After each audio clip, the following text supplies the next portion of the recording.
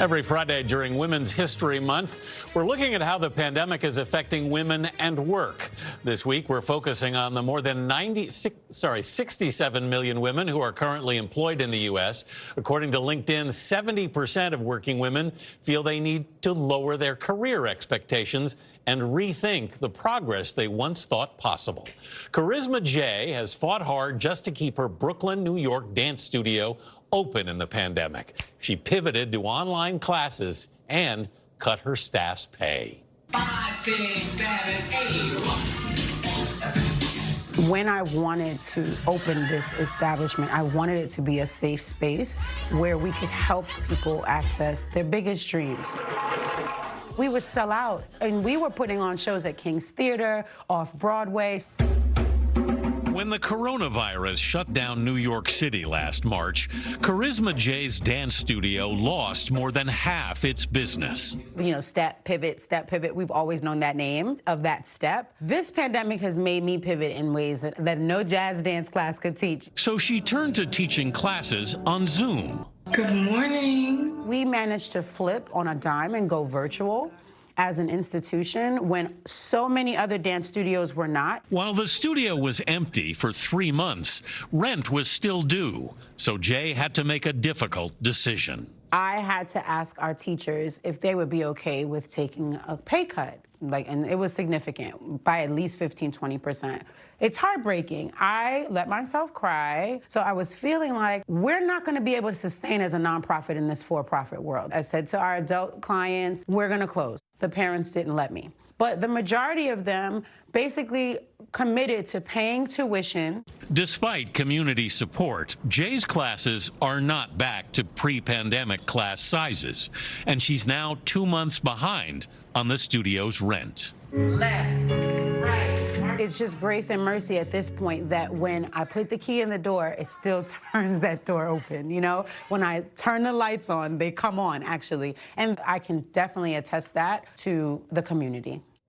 Yeah, so many people surviving on grace and mercy right now. First on CBS This Morning, LinkedIn is revealing new data about how the pandemic is affecting women in the workforce as part of their Conversations for Change series. Caroline Fairchild is editor-at-large of LinkedIn's global news team. She joins us. Caroline, welcome. Thanks for being here. Good morning.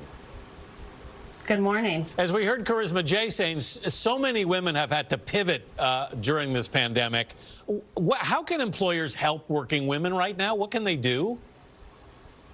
So the pandemic has exacerbated tensions and biases that working women felt well before this crisis. What we're seeing through this survey of working women is that 60% of women are feeling like they have to downplay their career aspects right now. In terms of what employers can do, we need to make remote work right now work for working women. So many women right now were thrown into remote work in March when this pandemic began, and it's just not working. There's no sustainable policies in place, and it can be small things. Managers can just say, look, here are the working hours where we expect you to answer to emails. Don't be one of those managers who's sending emails to your employees at 1 a.m. Small things like that can go a long way. And I think what we have to stress here, Anthony, is that this isn't about fixing women. It's about fixing companies, fixing workplaces that don't work for women. 1/3 of women apparently say they are not feeling supported by their companies at this point. What kinds of conversations should be happening? Right. What that really tells us is that despite the struggles that women are facing at home, there's still this stigma, the stigma that you can't feel like you can talk about with your manager what you're facing at home. And the pandemic has made all of that worse. And that's honestly why we launched Conversations for Change. We want to make sure that these conversations are happening, that employers are talking with their managers. Survey data shows us that just simply talking about the challenges that you're facing at work with your manager can go a long way for you to feel supported and make women feel like they don't have to be less ambitious with their careers. You know, a lot of women have taken a pay cut, Carolyn, or they've reduced their hours just to keep their jobs. What advice do you have for them? That's one. And number two, what role should or can men play in this, if you could answer both of those?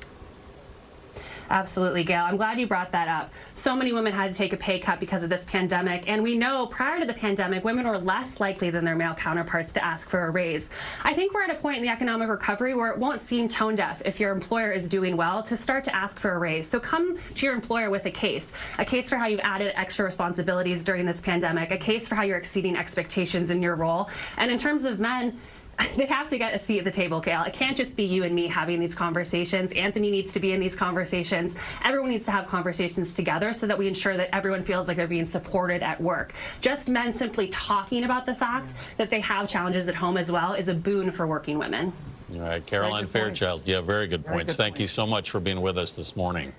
Around 275,000 women left the workforce in January, compared to 71,000 men. Next week, we'll focus on women who felt they've been forced to leave their jobs during the pandemic.